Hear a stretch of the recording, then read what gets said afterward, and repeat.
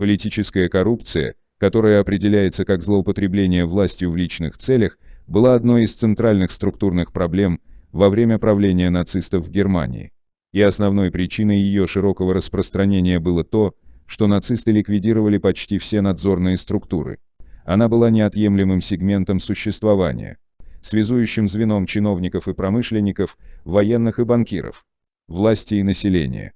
Для бандитского режима, поправшего все нормы человеческой морали, опустившегося на самое дно созданного ими ада на земле, взятки, подкуп, мзда, использование личных связей и знакомств и так далее, было таким же обыденным явлением, как для нас воздух в земной жизни. Все пороки Третьего Рейха нацисты перенесли и в администрации оккупированных территорий. А поскольку деятельность администрации была везде стандартной, рассмотрим ее на примере Рейхскомиссариата Украина. Прежде всего стоит отметить, что численность управленческого и карательного аппарата Рейхскомиссариата была относительно небольшой – 25 тысяч человек на 17 миллионов населения. Это придавало оккупантам высокое мнение о себе и о своей ценности и исключительности прав, которыми они обладали. Малочисленность аппарата, как следствие, вызвала слабый контроль.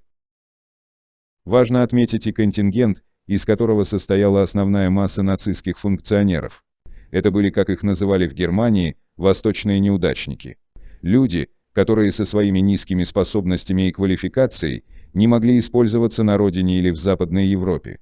Ими, так сказать, затыкали дыры в управленческих структурах оккупационного режима. Отсюда и исходил их низкий имущественный статус в Германии и жажда нелегального обогащения. Поскольку на оккупированной территории Украины, во избежание вымывания денежной массы с территории Рейха, был запрещен обиход рейхсмарок, здесь использовались советские рубли, а со временем оккупационные карбованцы, специально изготовленные для Рейхскомиссариата Украина.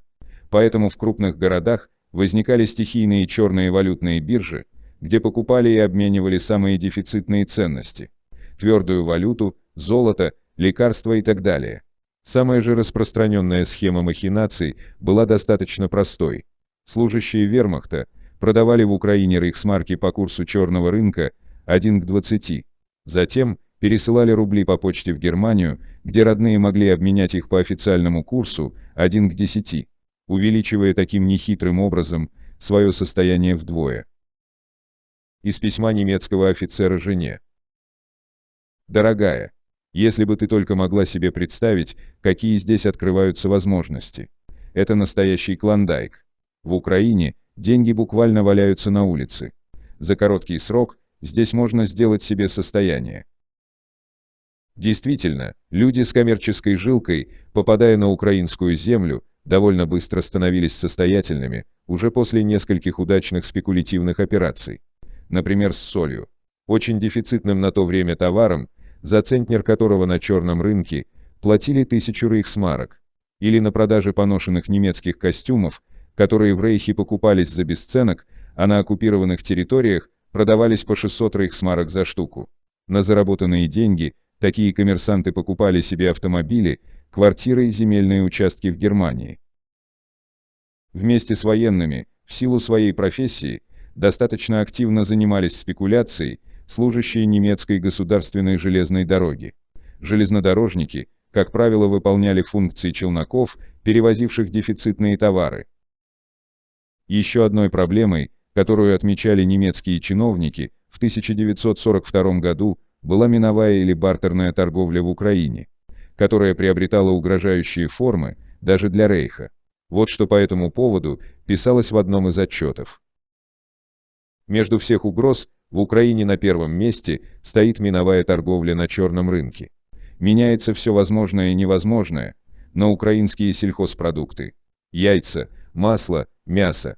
В качестве предметов обмена отмечены соль, спички, кремень, дрожжи, старые платья, женское нижнее белье, сумочки, подвязки для чулок, сахарин, кремы, лак для ногтей, губная помада, зубные щетки.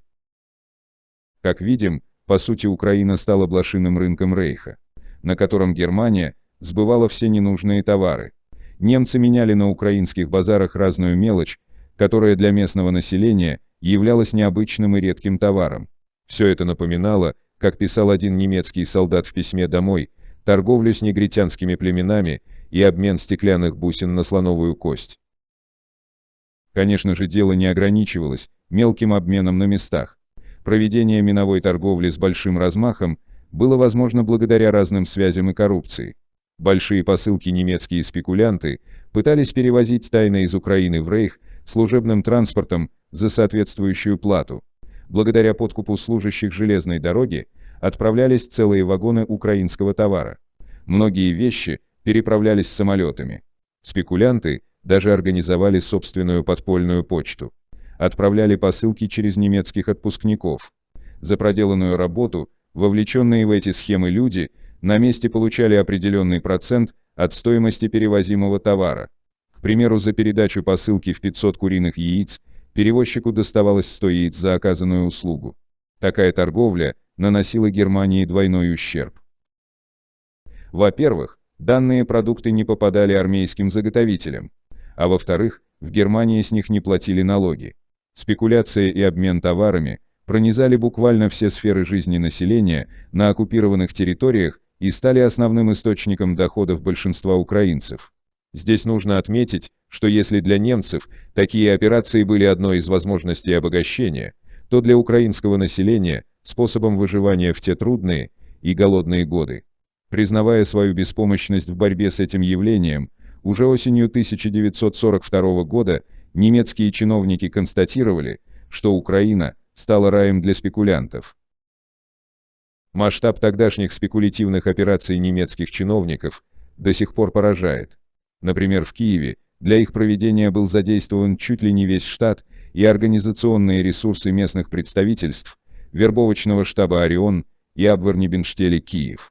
Используя связи и возможности спецслужбы, абверовцы привозили из Берлина и Варшавы дефицитные промышленные товары и вещи повседневного потребления, которые затем реализовывались через местных предпринимателей на Евбазе. Одна партия товара приносила в среднем около 50 тысяч рублей чистой прибыли, которая вкладывалась в скупку обесцененных в условиях оккупации изделий из драгоценных металлов, драгоценных камней, ковров, картин и тому подобного. Схема была чрезвычайно продуктивной. Например, руководитель киевского представительства «Ориона» Антон Майер за 2 года смог сколотить состояние в 40 тысяч марок, при официальной зарплате в 300 рейхсмарок в месяц. На эти деньги им был открыт в Варшаве собственный ресторан. Еще больше, чем спекуляция, беспокоила нацистов коррупция, крепко укоренившаяся в административных украинских и германских учреждениях. Особенно в этом плане усердствовали местные служащие, принимая за свои услуги как деньги, так и продукты питания. Обычным явлением в период оккупации считались финансовые махинации и неоправданные растраты. Только руководство одного киевского квартирного отдела в сентябре 1941 года за взятки выдало свыше 500 квартирных ордеров местным жителям. В результате немцы, узнавшие об этих фактах, разогнали весь отдел. А в конце того же года нацисты разогнали весь киевский отдел физкультуры и спорта за хищение выделенных средств. Очень хлебным местом в те времена считались должности управляющих домами, в обязанности которых входил учет безработных и предоставление этих данных в отделы вербовки на работы в Германию. Чтобы не попасть в такие списки, большинство людей согласны были давать любые взятки. Исходя из этого, управдомы, как правило, за умеренную плату или продукты питания, могли не внести безработного в список. Конкретной установившейся таксы здесь не было. Все зависело от того, как договорятся те, кто давал и кто брал. К 1943 году коррупция и спекуляции достигли немыслимого. Дошло до того, что даже партизаны могли приобретать у немцев оружие. О покупке взрывчатки у немцев за золото упоминал, например, герой Советского Союза Антон Бринский. Это же описывала советская подпольщица Кузенко. По ее словам, один из партизанских связных часто покупал у мадьяр оружие за советские деньги. Дошло до того, что в Киеве установились твердые цены на скупку оружия у немецких воинов. Так, итальянская берета стоила 900 рублей, немецкий Вальтер ПП и советский ТТ от 400 до 500, а револьвер системы Нагана 150 рублей за штуку. А вот еще один пример.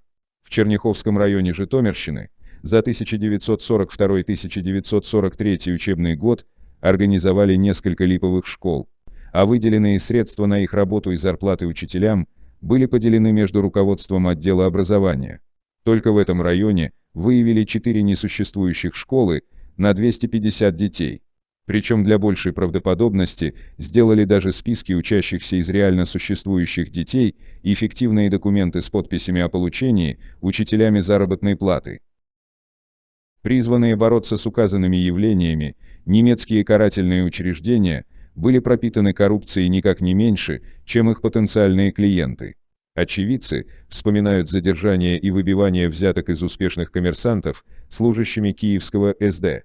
Также зафиксированы случаи фальсификации офицерами СС и СД уголовных дел ради выгораживания своих от обвинений в должностных преступлениях.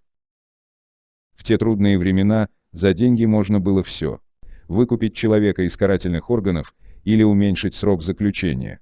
И даже из, казалось бы, зловещего гестапо, откуда редко кто выходил живым, при наличии определенной суммы и коммуникабельности договаривающегося человека, арестованные возвращались домой. Например, житомирская подпольщица Людмила Вырвич, попав в казематы местного гестапо, избежала неизбежной смерти благодаря подкупу следователя. Тот получил от подпольщиков взятку в размере 10 тысяч рублей и закрыл дело. Аналогичная ситуация произошла в сентябре 1943 года с задержанным партизаном Трояновского района Николаем Петренко. В ходе следствия была доказана причастность задержанного к партизанскому отряду. Петренко угрожала неминуемая смерть, однако за 20 тысяч рублей немецкий следователь организовал так, что вместо расстрела Петренко получил полгода тюрьмы. С помощью взятки решалась и проблема с системой пропусков, введенной нацистами. За 1000 рублей выдавали на руки любой пропуск. Можно было сделать себе и чистые документы. Причем это иногда приобретало курьезные формы. Например, в оккупированной румынами Одессе местные служащие полиции за паспорт на чужую фамилию и местные преступники за сфальсифицированный документ выставляли одинаковую цену – 500 марок. Такие же четко регламентированные суммы существовали для желающих откупиться от привлечения к принудительным общественным работам. К примеру, в Харькове такая услуга обошлась бы в 500 рублей. Те же, кто хотел уклониться от оборонительных работ во благо Рейха, могли откупиться за 1000. Приведенные выше отдельные эпизоды позволяют нам сделать вывод, что коррупция пронизывала все сферы жизни в оккупированной Украине и была присуща как оккупационному аппарату, так и населению данной территории. Только для одних это было возможностью обогатиться, а для других – желанием выжить.